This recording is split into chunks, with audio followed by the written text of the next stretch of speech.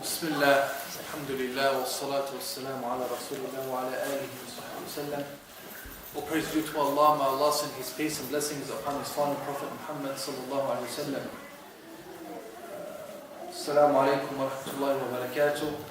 I greet you my brothers and sisters in Islam, and I ask Allah subhanahu wa ta'ala that He unites us always in a way that is pleasing to Allah subhanahu wa ta'ala in this world, and unites us all in the gardens of paradise upon thrones, facing one another, greeting one another.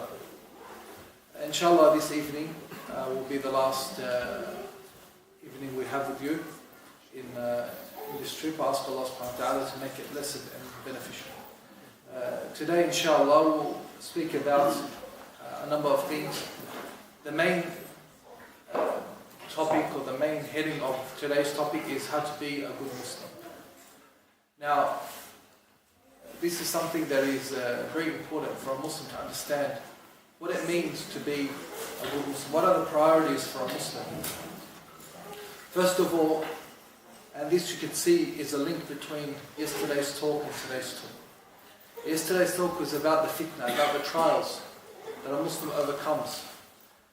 Allah subhanahu wa ta'ala says in Surah Tabarak, الَّذِي خَلَقَ الْمَوْتَ وَالْحَيَاةَ لِيَبْلُوَكُمْ أَيُّكُمْ أَحْسَنُ عَمَلًا. That it is Allah who created death and life to test you. Who of you is best indeed?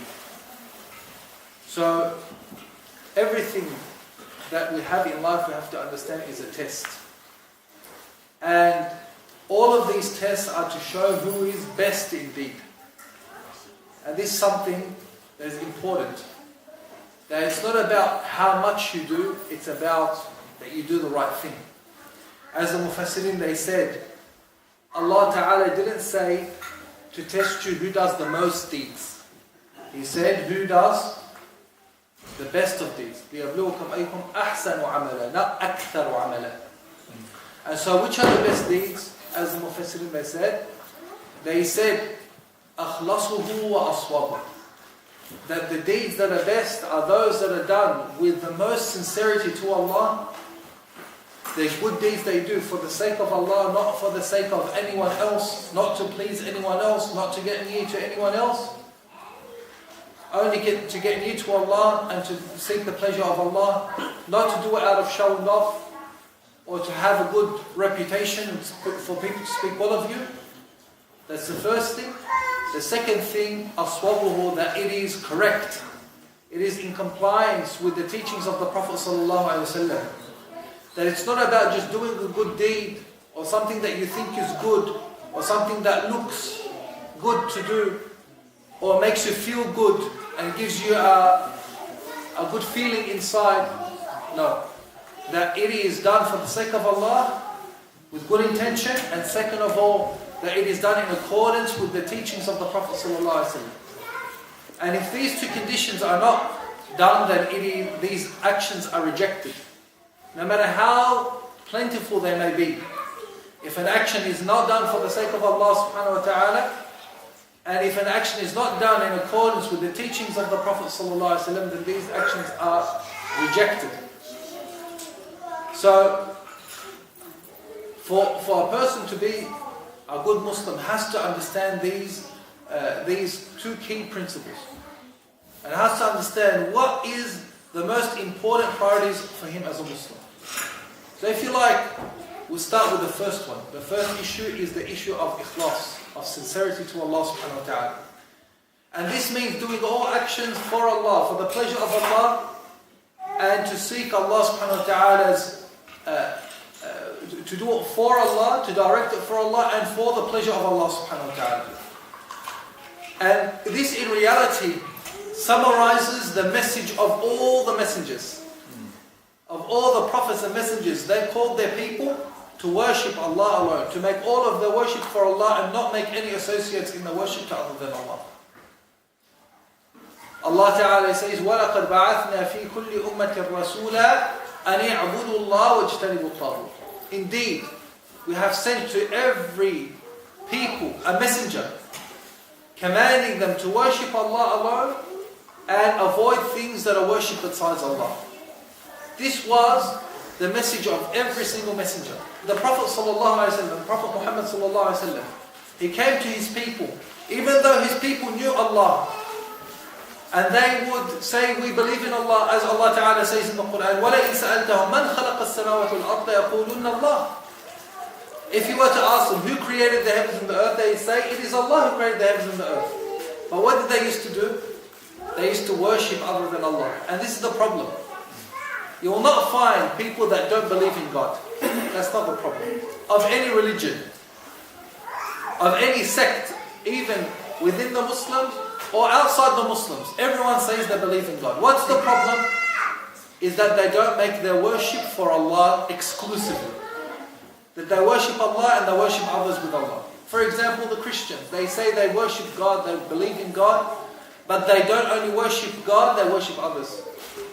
And as well, you find among the Muslims, there are some people, they say, I believe in Allah, but then when it comes to some of their practice, you find some of them, they go to graves of awliya, and they sacrifice in the name of their graves, or they put their trust in their hope in other than Allah, and they wear talismans and good luck charms, and they call it in Arabic hirz, or in some other cultures, they call them different things, and they put their trust in these things, that these things will protect them, even though it is Allah subhanahu wa ta'ala protects them. These are forms of worship.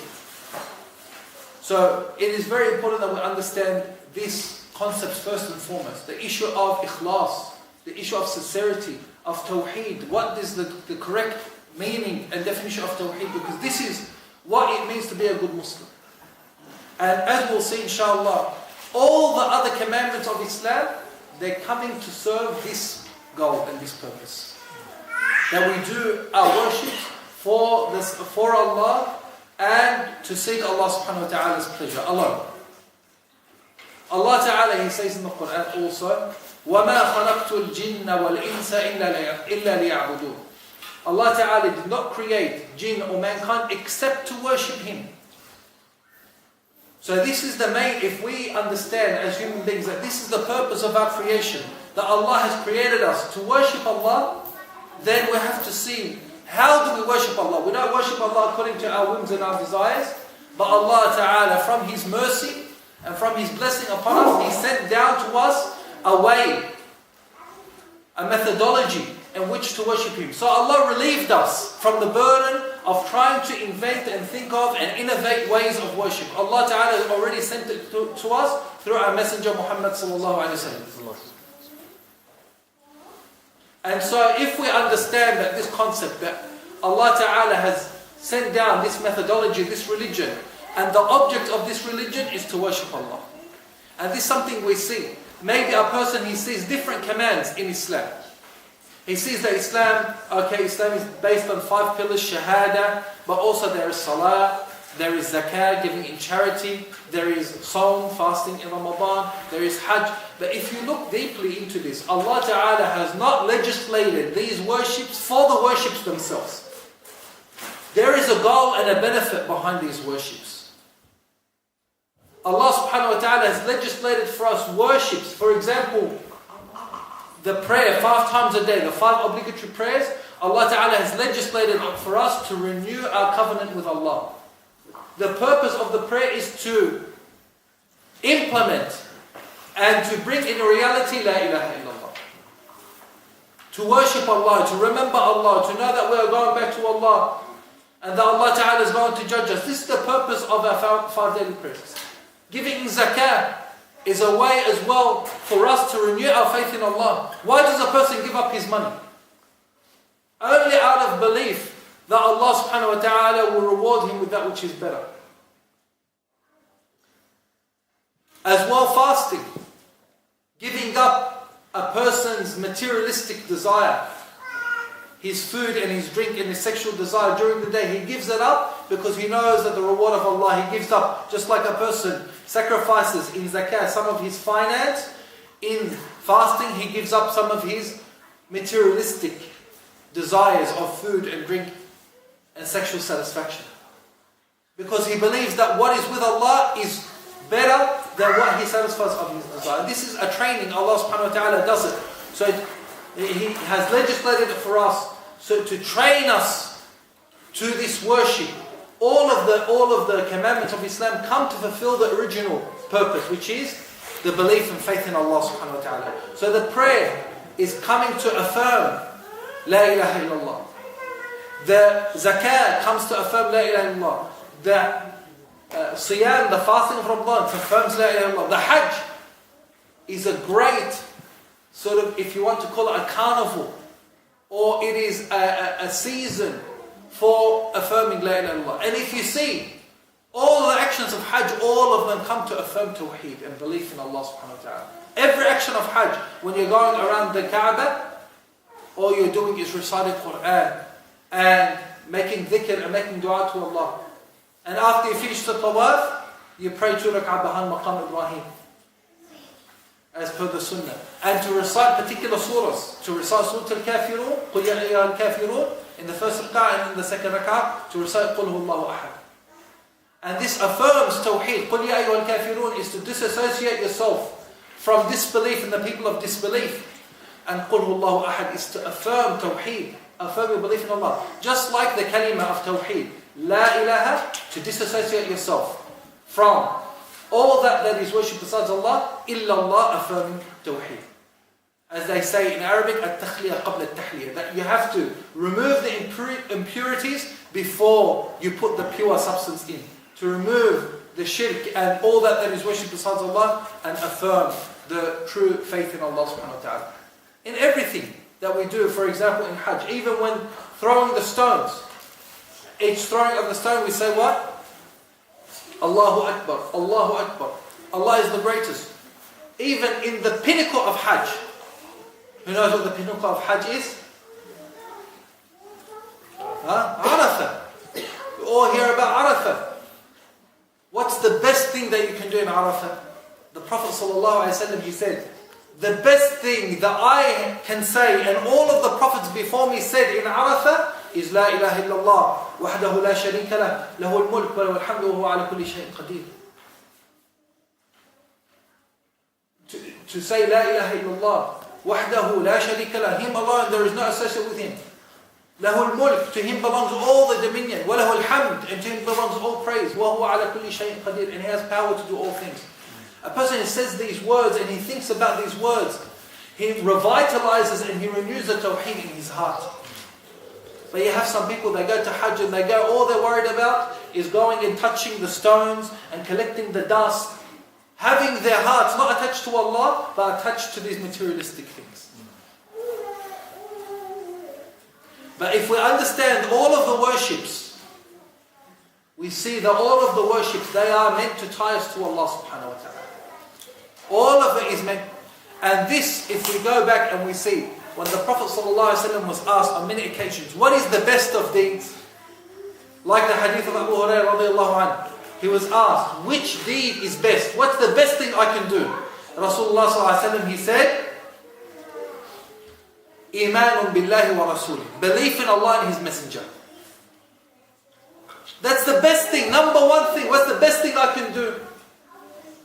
Maybe a person, if he thinks the best thing I can do is to pray, to fast, to give charity, to be good to my parents. No. The first thing, the most important thing is belief in Allah and His Messenger. And I'll explain shortly why that is so important.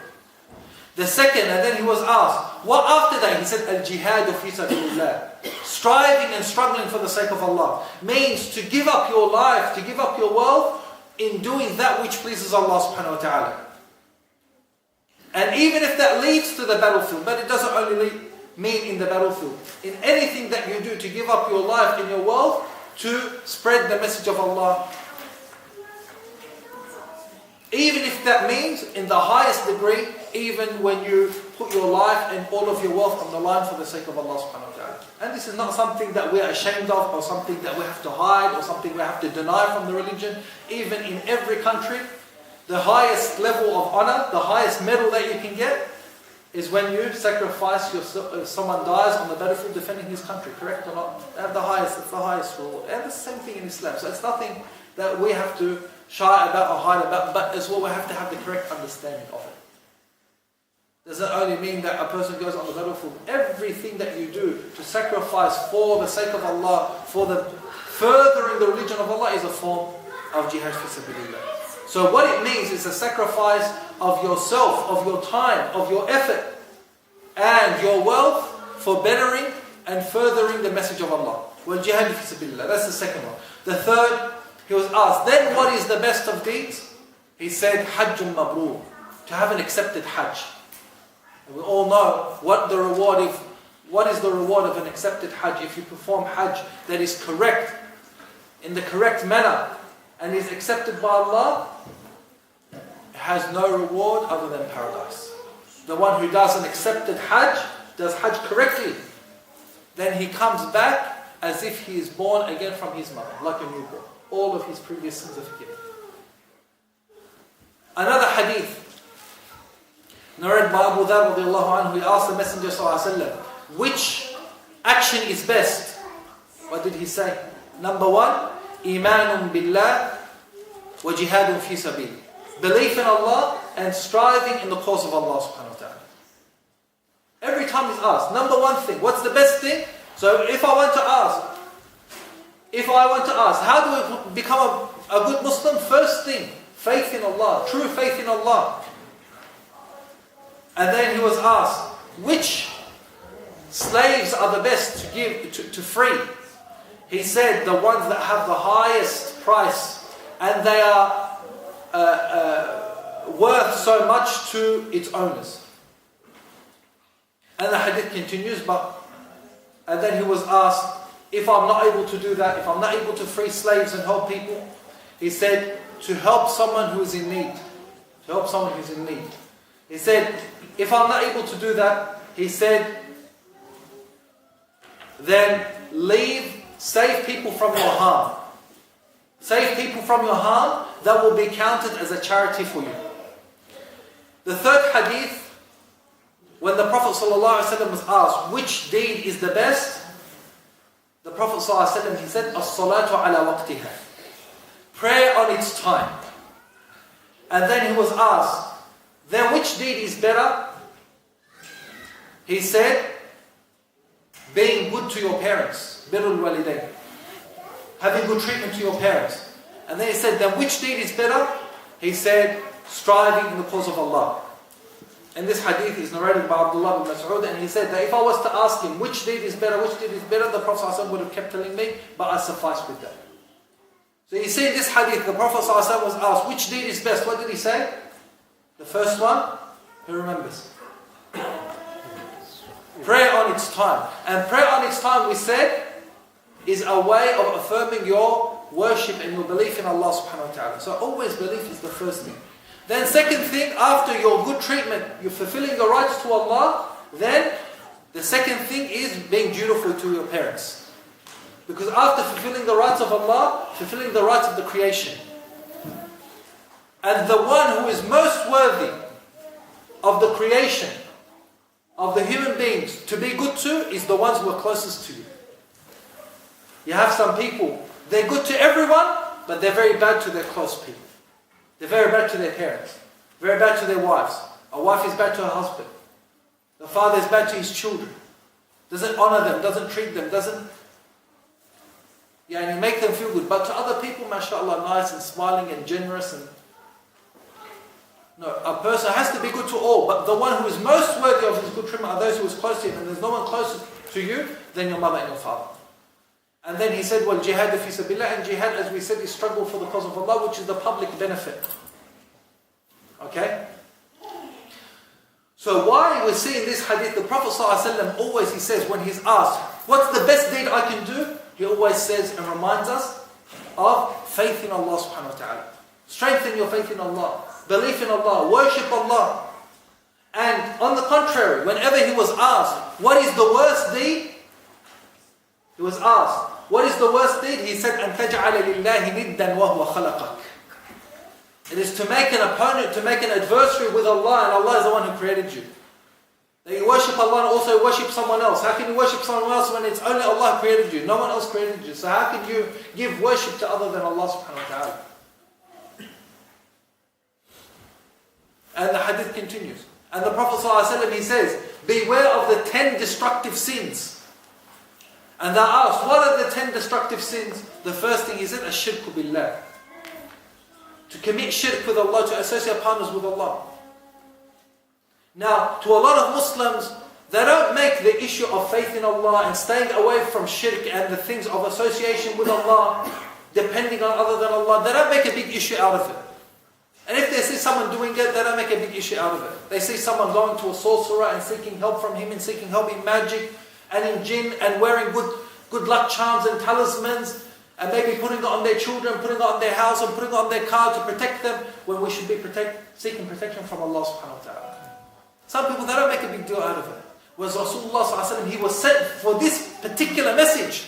And they think that it's only to be a good Muslim, to grow your beard and to pray and to fast. And they may say someone that he practices these forms, has these deficiencies in his iman, in his worship of Allah, but sees him in other worships very good.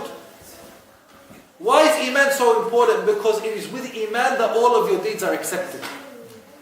And if your iman is not correct, then it invalidates all of your deeds. No matter how much prayers you have, no matter how much fasting you have, no matter how much charity you have. Allah Ta'ala, He warned the Prophet ﷺ to show us how important this issue is. He says, لَإِنْ أَشْرَكْتَ لَيَحْبَطَنَّ عَمَلُكَ. That if you were to commit shirk, if you were to associate and worship other than Allah, then all of your deeds would be void. All of your deeds would collapse. So, before anything, we have to make sure our foundation is correct. That we have the correct belief in Allah. We make sure that we are free from having any dependence or any belief or any worship in other than Allah subhanahu wa ta'ala. That is ikhlas. That is sincerity, sincerely and exclusively worshipping in all forms of worship. Worship is not only salah and bowing and prostrating, but in all forms of worship, in dua, to make dua only to Allah. And you have some other people that call upon other than Allah. And they say that they're Muslims. Ya Sidi Abdul Qadir, or Ya Sidi this, or they say Ya Hussein, or Ya Ali, or whatever it may be. Even though they are good and righteous people, no matter how good they are, even if they are an angel, even if they are a prophet, even if they are Prophet Muhammad sallallahu alaihi wasallam, we can't call them. We have to call only Allah. Rasulullah sallallahu alaihi wasallam himself, Allah sent him to teach us, not for us to worship him, but he taught us to worship Allah. So it's important for us to have these issues clear before anything. Because if we start to do deeds and our tawheed and our foundation is not correct, then all of those deeds are lost. And Allah subhanahu wa ta'ala, He mentioned in Surah Al-Ghashiyah, هل أتاك حديث الغاشية وجوه يومئذ خاشعة عاملة ناصبة تصلى نارا حامية. هل أتاك حديث الغاشية, talking about the day of judgment, when it will cover the people with distress and the people will be suffering on the day of judgment. وجوه يومئذ خاشعة, there will come faces on that day that are humbled. عاملة ناصبة, they are working so hard, exhausted in worship. They used to worship extensively, exhaust themselves in worship. تصلى نارا حامية, but they will be in the hellfire. And Umar radiallahu anhu, when he saw the worshippers of the Christians, the monks and their worship and how much they dedicate themselves, they don't get married, then they stay in the mountains and they stay by themselves just worshipping. He mentioned this ayah. عَامِلَةٌ نَاصِبَةٌ, working hard, exhausting themselves in worship, but تَصْلَى نَارًا حَامِيَةً, they will be going to hell because they haven't worshipped Allah exclusively, which was what the messengers were sent for. Prophet Isa, Jesus alayhi salam, he didn't tell the people worship me. He told the people worship Allah. So what happens to all their worship? Don't they do good deeds? Yes, they do. But will they be rewarded? Will their deeds be count for anything? No. Because of why? Because of their foundation, of their tawheed was not correct. So we don't want to fall into the same thing. We don't want to do so many good deeds, but it won't be counted if our tawheed is not correct. Some people, they say, but I'm a Muslim, why should I worry about tawheed for? Why should I worry about shirk? I'm a Muslim, I'm not going to do shirk. SubhanAllah. If Ibrahim alayhi salam, he was scared to fall into shirk, then shouldn't we be worried? Ibrahim alayhi salam, we all know the story of Ibrahim, how he was the one who stood against the worship of the idols, and he broke them, and he was thrown into the fire, and Allah saved him miraculously, and Allah called him Khalilullah, and Allah Ta'ala called him Ummah. He by himself is a nation. His iman is so great. And he used to make dua to Allah, وَجُنُوبِنِي وَبَنِيَّ أَن نَعْبُدَ الْأَصْنَامِ.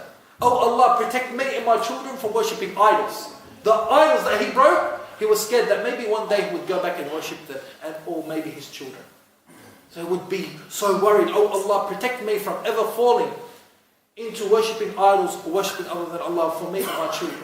Because so many people have been misguided and thinking that they're doing something good.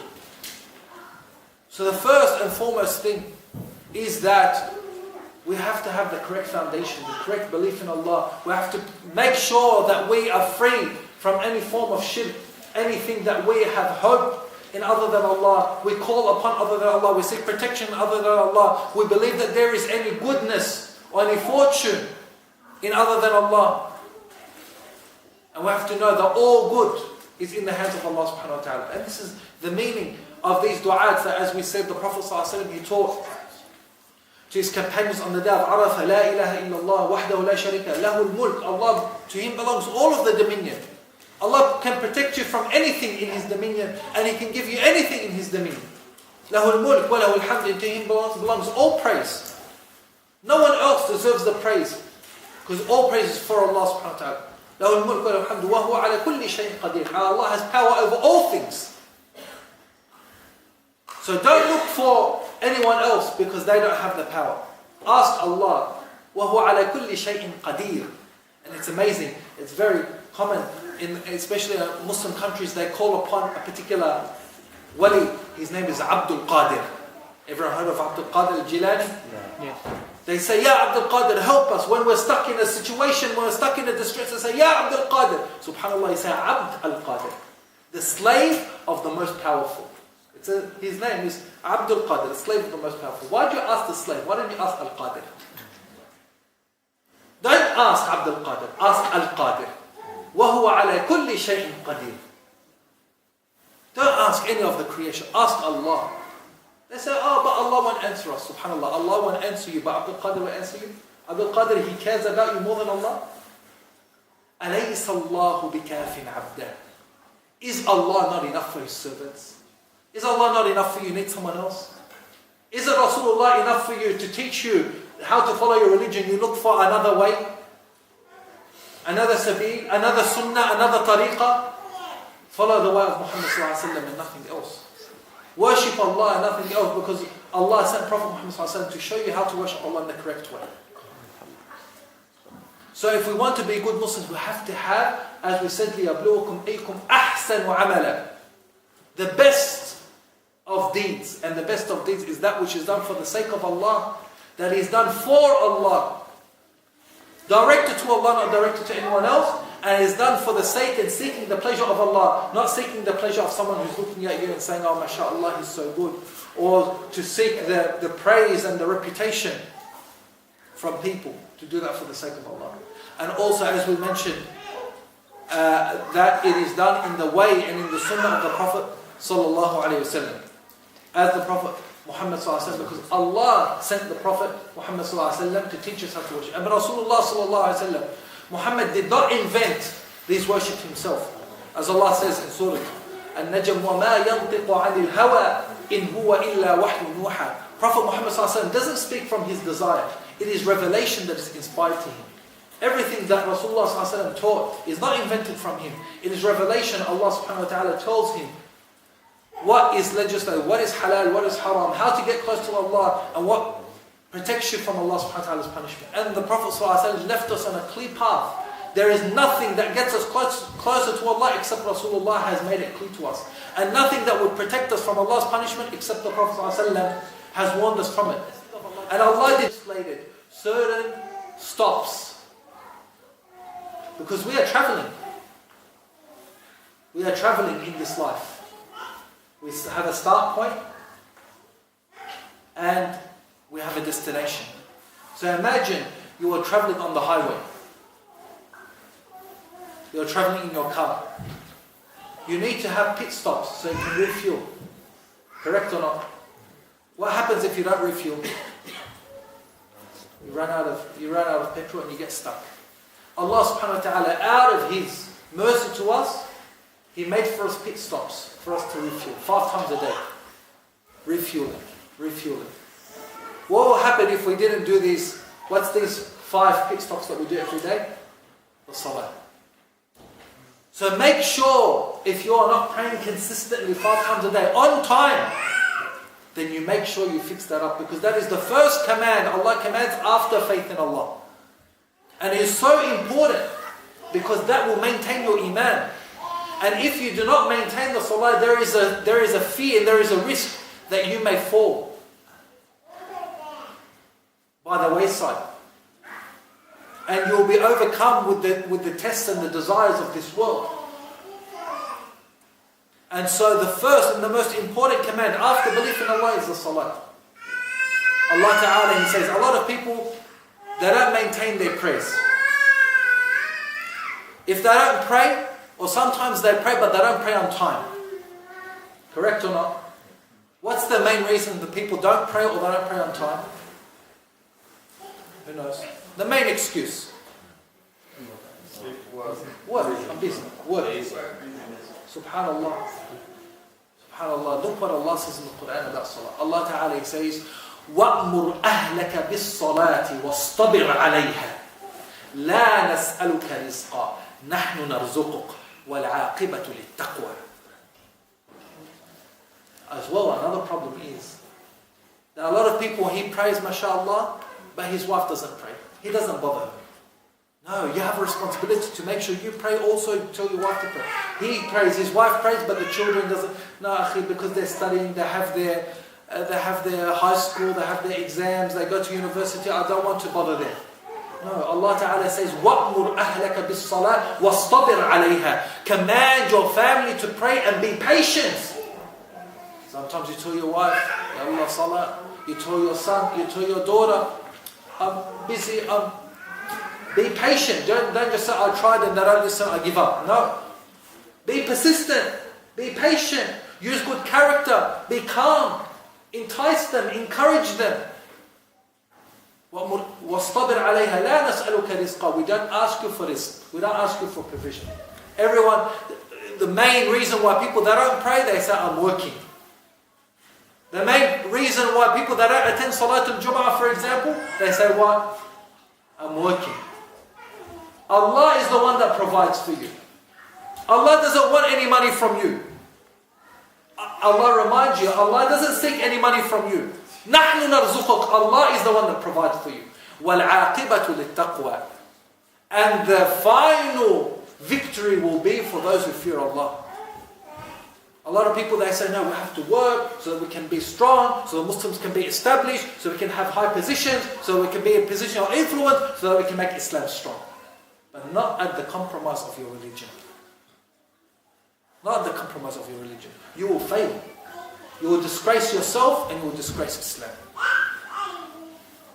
If you truly want to make Islam great, follow the commandments of Allah. Don't worry about the consequences. Allah takes care of that. Allah subhanahu wa ta'ala, from His blessing, from His mercy, has made for us pit stops to give us the energy, because we live in a crazy world. We live in a world full of desires, work and women and this and that. Like some of the things we spoke about last night. What keeps you on track? What reminds you? That pit stop to fill you up. That maybe you desire to do something haram, you go, I soon have to pray. I'll pray and then I'll do that haram. And then you go and you pray, and you say, how can I do the haram? I just prayed that. This is why Allah subhanahu wa ta'ala, He says, إِنَّ الصَّلَاةَ تَنْهَى عَنِ الْفَحْشَاءِ وَالْمُنكَرِ. Indeed, salah, it prevents you from fahsha, indecent deeds. Zina, indecency, wal-munkar, and evil deeds. The one who prays consistently and he prays with awareness and concentration and khushu', he wouldn't dare to commit any sin. He said, how can I do this and I have to, he's with a girl or something like that, excuse me, I have to go pray and I come back. He won't accept it for himself. You see, if a person who prays can see the blessing of Allah subhanahu wa ta'ala. A lot of people, they see their prayer as a burden. Wallahi, it's not a burden, it's for your benefit. Allah ta'ala has made that daily fill up. And then He's made for us a weekly way, just like your car. Imagine someone has a car and every week he comes and he checks up his car and does a checkup and changes the oil and changes. How will his car run? He doesn't wait every 3 months or whatever. Run perfectly. Do you think you'll have any problem with this car? Won't have any problem. Allah Ta'ala made every week a checkup for us. What's that weekly checkup? Salat al-Jum'ah. It's a way, and especially the gathering. And this is something inshallah I want to speak about. Inshallah we'll tie it in together now. That, you know, in the petrol stations, you can fill up normal. What's the lowest? I don't know in Tasmania what you have. I think the same, 91, E10. But I don't know if you have, mashallah, they make so much range, different types of levels of. You have the E10, unleaded 91, right? You can fill 91, it's good enough. But you can fill the 98 high octane. Correct? Right? You can pray by yourself, alhamdulillah, that's good. As long as you're praying on time, no problem. But what makes a high octane, supercharged salah? To pray in the masjid. The Prophet ﷺ, he said, صلاة الرجل في جماعة تضاعف على صلاته في بيته أو سوقه ب25 درجة. That for a person to pray in the masjid in jama'ah and congregation multiplies in reward of praying by yourself in your home or in your workplace by 25 times. Because when we come to the masjid, it recharges us. We recharge from one another. Maybe I'm strong and you're weak, and so I remind you. Maybe you're strong and I'm weak, you remind me. And that gathering of the Muslims reminds us of how we will gather in front of Allah on the Day of Judgment. There's that gathering, and all of this is to remind us of our iman, of our gathering and our standing before Allah. We have daily, imagine 5 times a day you come to the masjid and you come together to remember the day that you will come together on the Day of Judgment and you will stand before Allah. So we come together in this world 5 times a day to remember our final destiny. But it is it's hard to get a lot of people. It's a smaller form of gathering. But then there is the major gathering every week. The Jum'ah. Larger gathering. And a lot of people, they say, oh, the mosque's always full and, it's so squashy. It's supposed to be squashy. So you can remember how crowded it will be on the Day of Judgment. And the closer, the earlier you come to Salat al-Jum'ah, and the closer you are to the Imam, will be the closer you are to Allah on the Day of Judgment. Allah Ta'ala will reveal Himself to the believers on the Day of Judgment. But there's a difference between whether you stand in the first line or you stand in the last line. Just like how you are in the salah in the dunya, you will be on the Day of Judgment. Right? And as well, when it comes to Salat al-Jum'ah, there are some people that neglect it. What's the main reason people neglect Salat al-Jum'ah, the Friday prayers? What's the main reason? Working. Look what Allah says when He says about Salat al-Jum'ah. He says, يَا أَيُّهَا الَّذِينَ آمَنُوا إِذَا نُودِيَ لِلصَّلَاةِ مِنْ يَوْمِ الْجُمَعَةِ فَاسْعَوْا إِلَى ذِكْرِ اللَّهِ وَذَرُوا الْبَيْعَ. He says, oh, you who believe, if you are a believer, listen. If you are a believer, you say, I'm a believer. Prove it by following this command. Show me that you're a believer. This is why whenever Allah says in the Quran, Ya ayyuha alladhina amanu, open your ears. Because Allah is either commanding you with a command, or He's forbidding you from a prohibition. And it's as if it is a challenge from Allah. Ya ayyuha alladhina amanu, oh you who claim to believe, prove that you're a believer. Show me your belief. Show me how much you believe. Follow the command. So Allah says, oh you who believe, oh you who claim to be believers, if you hear the call of the Friday prayer, then rush to the remembrance of Allah. Rush. Okay? It means like come early. It doesn't mean that you're allowed to go 100 kilometers an hour and then you get booked by the police and you say, but the Sheikh said that we have to rush, so give him the fine. No. Please don't come to me with your fines. It means you have to come early, come prepared. Don't leave it, don't make it your last priority. Come, make sure you come. فَاسْعَوْا إِلَى ذِكْرِ اللَّهِ. Wouldn't that be enough? It's enough for Allah to say, come to the Friday prayer when you hear the command. But He says, وَذَرُوا الْبَيْعَ, and leave work. So before you say, oh, I'd like to come, but I'm working, before you say that, Allah says, leave work. ذَلِكُمْ خَيْرٌ لَكُمْ إِن كُنتُمْ تَعْلَمُونَ. That is better for you if only you knew. But I've got to work, but I might lose my job. Allah says, that is better for you if only you knew. Of course, doesn't mean that you go and you make a problem at work and whatever. No, you try to negotiate a good resolution. For example, you come to work early, or you stay back late, or you take someone else's shift or something like that. There's ways around it, alhamdulillah. But it requires us, if we want to do it, if you are proud as a Muslim, you will do it. Allah will make it easy for you. And even if you lose your job, wallahi, how many brothers I know, they left their jobs because they were restricted in the practice of the religion, which anyway, by law, you have all the right anyway to fulfill your religious obligation. But even if that wasn't the case, so many people, they left the work that they were in because of the restrictions, and Allah blessed them with work that was better. Have faith in Allah. Whoever leaves something for the sake of Allah, Allah will reward him with something that is better. Allah subhanahu wa ta'ala makes these stops for us. Whether it's the daily prayers, whether it's the weekly Jum'ah, Friday prayers, Allah ta'ala makes a yearly stop for us. You know, when we're driving in our car, all year we've been driving it, needs major service. And you do major service for your car, Allah makes major service for our iman. And that's in Ramadan. Detox system. Full service. Where we fast. And we leave that which is normally allowed. We train ourselves by leaving that which is normally allowed, which is food and drink and sexual desire during the daylight hours. So that the one who is able to give up that which is normally allowed, then it will be easy for him to give up that which is forbidden. So Allah gives us that detox, and we give it up for the sake of Allah. Knowing that it is to Allah subhanahu wa ta'ala that we'll return, and Allah will reward us for the good deeds that we do. And then Allah subhanahu wa ta'ala makes for us a lifetime service of our iman, and that is in the Hajj. Okay? So, I just wanted to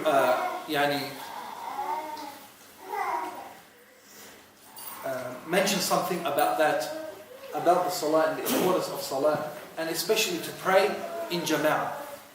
Alhamdulillah, in Hoba, alhamdulillah, you have one masjid. And how good will it be for yourselves as individuals and for yourself as a community to make it your habit, your daily habit of coming together for salah, praying in jama'ah. It's something that we all need to do and encourage one another to do. Maybe someone comes, and I know a lot of people, maybe a small masjid or a small community, they say, I come to the masjid but there's only one person. Or there's only two people. But if you were going to pray at home, you're going to pray with one person or two people. I'd rather pray by myself in the masjid rather than praying by myself at home.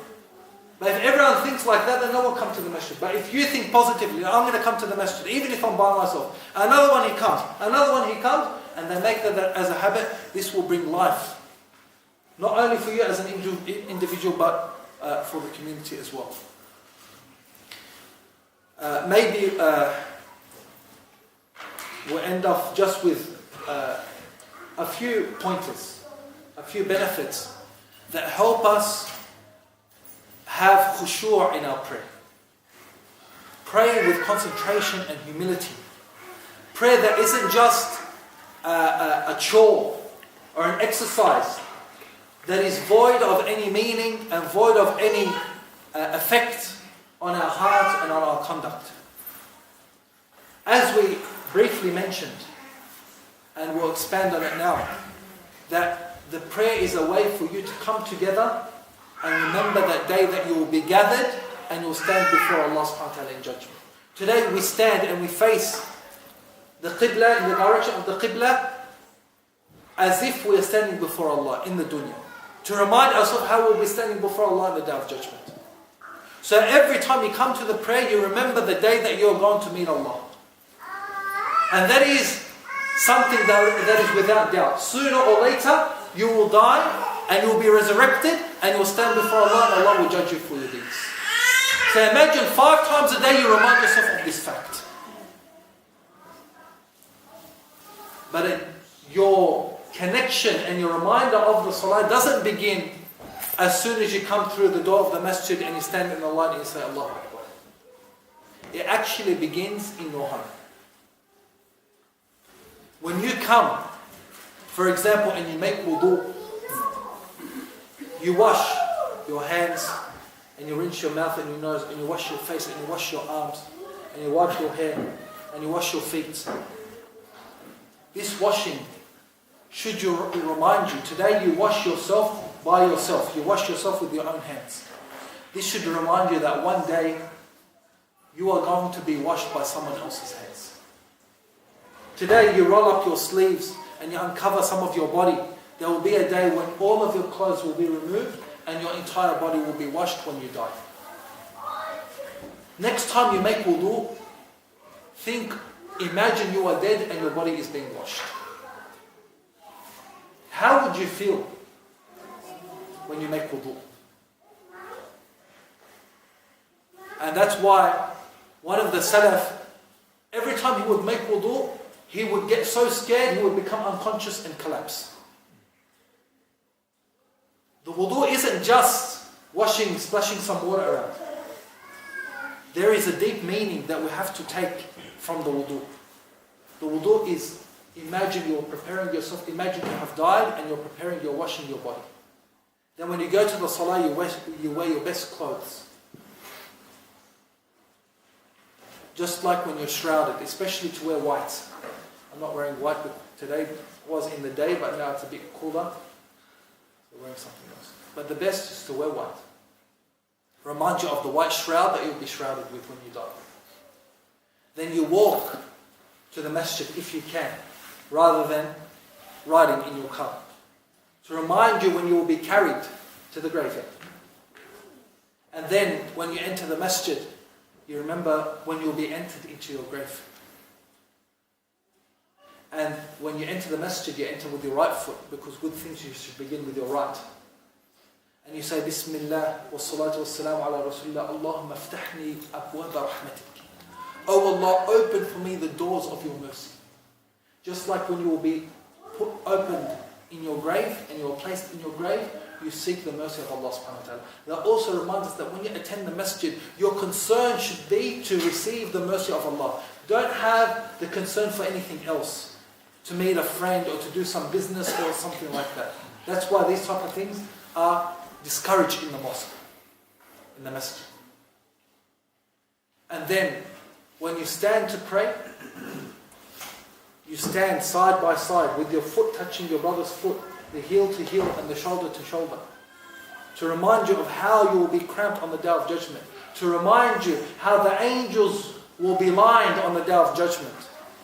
Will you not stand, as the Prophet ﷺ said, will you not stand as the angels stand before their Lord? And the Prophet ﷺ, he says that when we leave a gap between the line, that this gives an opportunity for shaitan to come between us. And often we complain about the disunity that's in the hearts of the Muslims. Look at the lines of the prayer and then that answers your question. When we fix the lines of the prayer, we fix the relationship between the Muslims. When we unify the line, we unify the Muslims. As we said, when you stand to pray, imagine you're standing before Allah subhanahu wa ta'ala. And this isn't just theory. The Prophet ﷺ, he says that when a person stands to pray, Allah turns his face to him. And Allah doesn't turn away from him until he turns his face away. So, turning your face away isn't by literally, this also is the meaning as well, that when a person prays, he shouldn't be looking around and turning his face, looking, mashallah, the masjid, nice chandelier, mashallah. Because like when you're talking to someone and you're looking around, what does that show? Disrespect. It shows disrespect, shows you're not interested. So if you're not interested, Allah doesn't show any interest to you. Not only with your face, but also with your heart. There are some people, as soon as they say Allahu Akbar, their mind goes on a holiday to Honolulu. They don't know what happens. And then as soon as the Imam says Salaamu Alaikum wa Rahmatullah, their mind comes back. That Allah, when a person stands, إِنَّ اللَّهَ يُقْبِلُ وَجْهِهِ بِوَجْهِ مَنْ يُصَلِّ فَلَا تَلْتَفِتُ. that Allah, He turns His face to the one when he prays, so do not turn your face away. Do not turn your attention away. And the Prophet ﷺ said in the hadith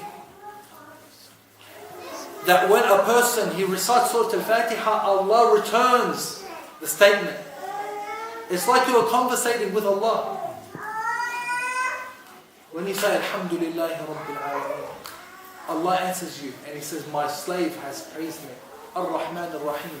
My servant has glorified me. Maliki Yawmiddin.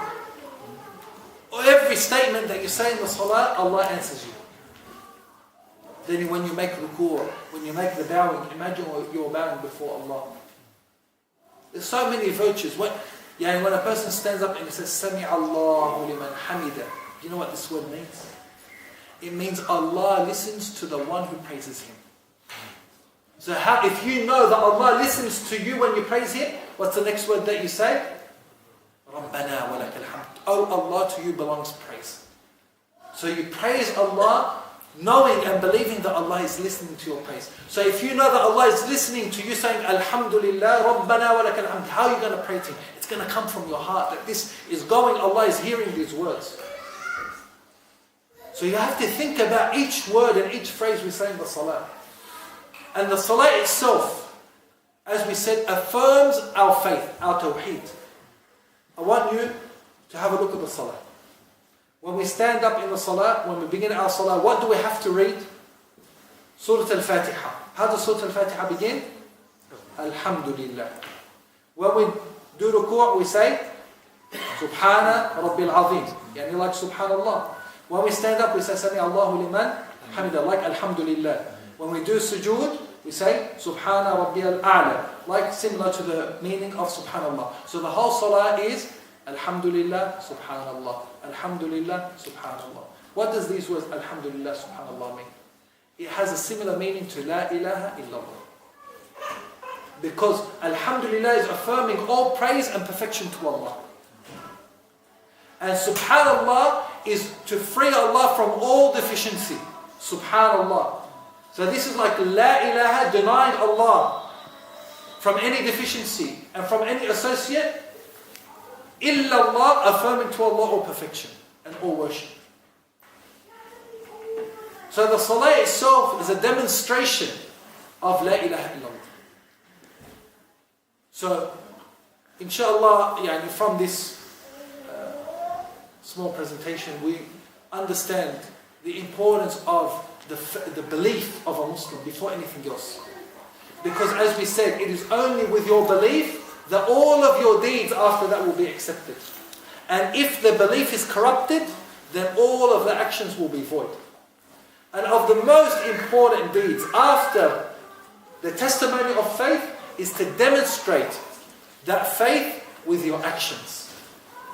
And the number one command after belief in Allah is the salah.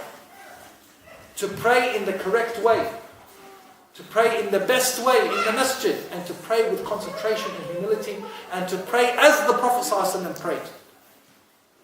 So many people, they just pray according to what they learned from their fathers and their forefathers. And you see people doing amazing and fantastic actions. I don't know where they get it from.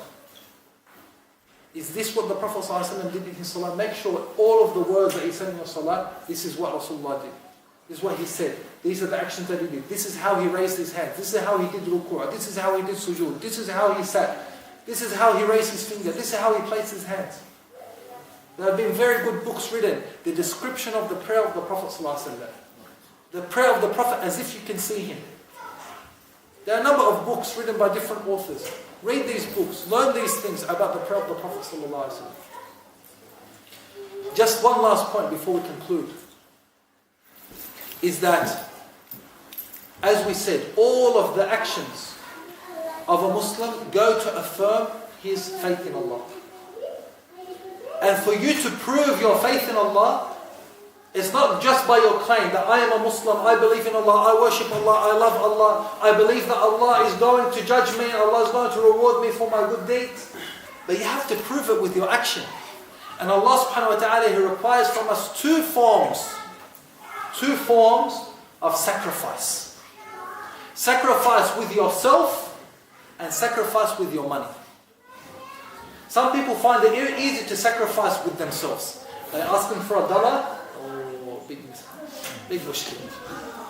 Some people the opposite. Some people it's easy for them. Please, Sheikh, can I just give charity? I don't have to pray.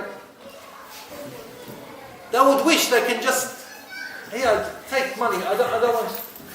Allah requires both forms of sacrifice. Sacrifice with yourself and sacrifice with your wealth.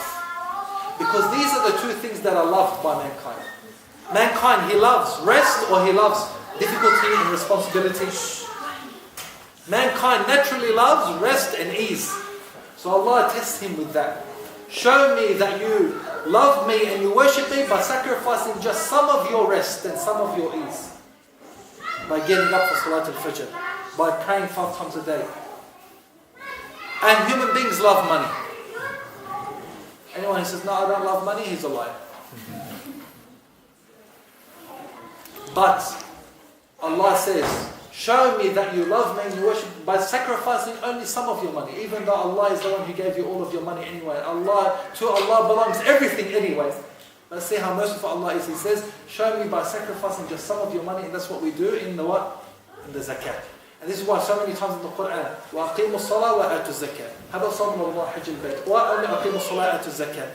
Because أقيموا الصلاة represents the physical sacrifice, and وآتوا الزكاة symbolizes the financial sacrifice. All the other worships are mixtures and proportions of these worships. So fasting is a physical sacrifice, but sometimes it's a financial sacrifice as well. If you're not able to fast, then what do instead? You feed. You spend from your wealth to feed, to break the fast of a needy person. Hajj is a physical sacrifice, also a financial sacrifice. It costs a lot of money to go to Hajj. And that's why Allah made it a condition, but only if you have the financial means. Likewise, all the other commands. So Allah wants to see this sacrifice from us. The physical sacrifice and the financial sacrifice. To prove that it's not just with your saying of your tongue, that I am a believer, I am a Muslim. Prove it by sacrificing from your physical sacrifice and part of your portion of your financial sacrifice. جزاكم الله خيرا وصلى الله وسلم على نبينا محمد وعلى آله وصحبه وسلم.